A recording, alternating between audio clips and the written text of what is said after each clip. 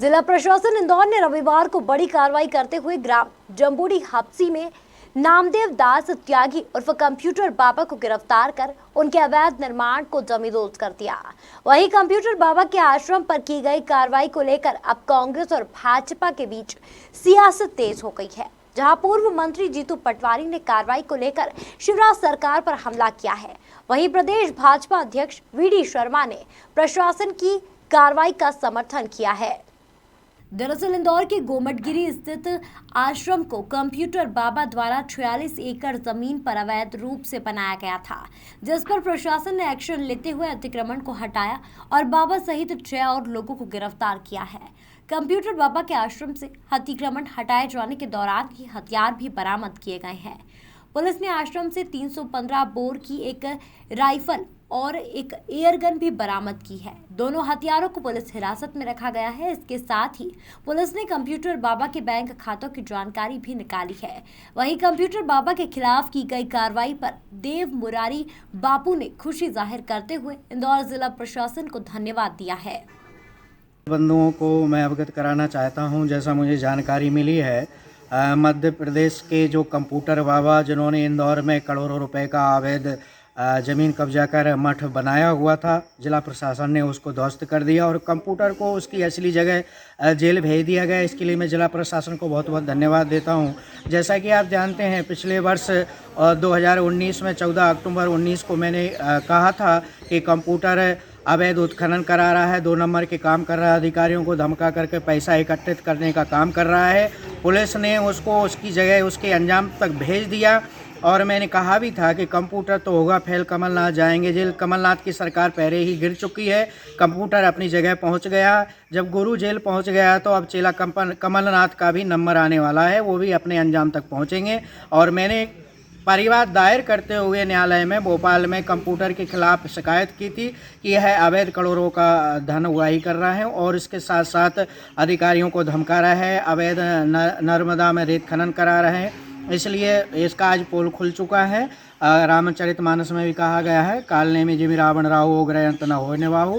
Computer का भेद खुल गया है और पुलिस ने उसको अपने अंजाम तक पहुंचा दिया। जय श्री कृष्ण। वहीं कंप्यूटर बाबा पर इंदौर जिला प्रशासन की कार्रवाई को लेकर मध्य प्रदेश की सियासत ने गुलाबी ठंड के बीच तापमान बढ़ा दिया है।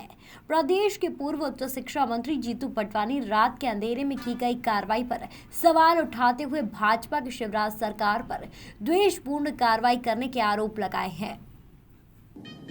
एक महात्मा, एक साधु, जब तक साधु और महात्मा थे तब तक भारतीय जनता पार्टी और शिवराज सिंह जी की स्तुति करते थे। कंप्यूटर बाबा नदी न्यास के जिम्मेवारी, नदियों को संरक्षण करने की जिम्मेवारी, नर्मदा नदी की परिक्रमा और नर्मदा नदी का पुनर्जीर्णोद्धार पर जो खर्चा किया, तब तक वो उनकी वाहवाही करते थे।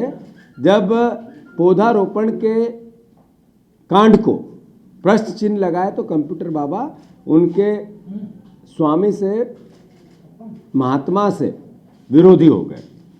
मैं मानता हूँ एक साधु का सच्चा धर्म होता है सच्ची बातें करना, सन्यासी का प्रथम धर्म होता है सच्ची बातों से कभी न डरना। अगर वो करने लगे तो